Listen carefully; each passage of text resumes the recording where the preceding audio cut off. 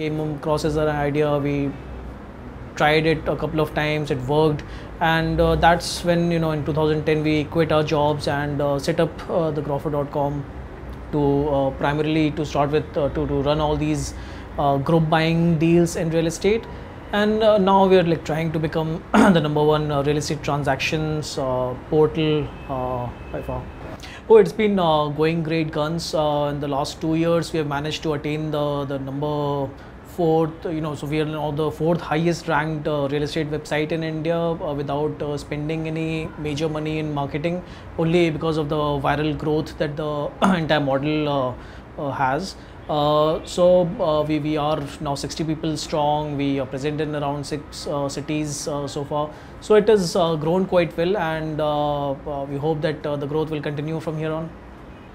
I think the entire trend is changing in India by far. You see a lot of your peers and a lot of people out there on the ground taking the plunge in entrepreneurship. I think, given the fact that we now have a lot more role models who have made it big in entrepreneurship, starting as a first generation entrepreneur, given that a lot of seed capital is available in the market, and a lot of big organizations are willing to take that risk with the first generation entrepreneurs, the startups. I think it's a very positive trend, and it has helped us also a big time, because earlier you would have a lot of struggle right from raising capital to getting your first initial clients, but the trend is changing definitely, and in a very positive way. I think it's a good thing, and it has helped us definitely.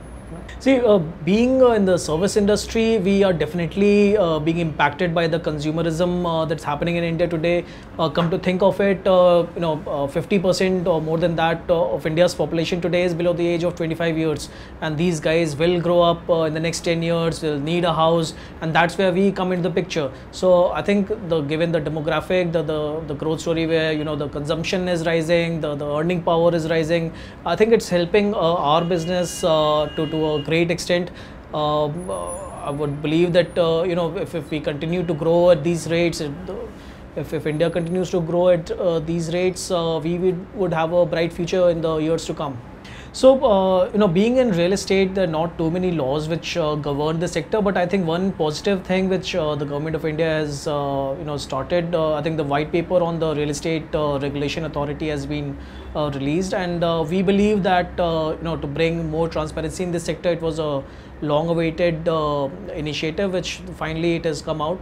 So, yeah, I mean, the government is being proactive in helping this industry, and to a large extent helping startups like ours. So the future plan is just to continue the fantastic growth numbers that we have been recording so far. We want to become the number one deal destination in real estate sector in India of choice. We want to introduce more initiatives, more innovative concepts in the sector.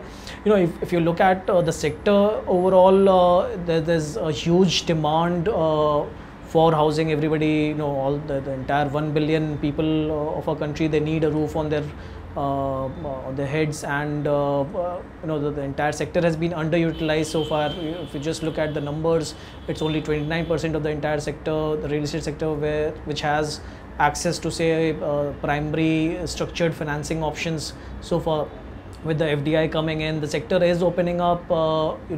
It has ability to maintain its 50-60% growth rate year on year, notwithstanding the cycles, the real estate cycles per se. But I would believe that given the way consumerism is increasing and the consumption is on the rise, people's salary levels are increasing, the sector is at an inflection point. It is set to take off at a very high pace from here on, and we are quite bullish on the sector as a whole and the India growth story in particular.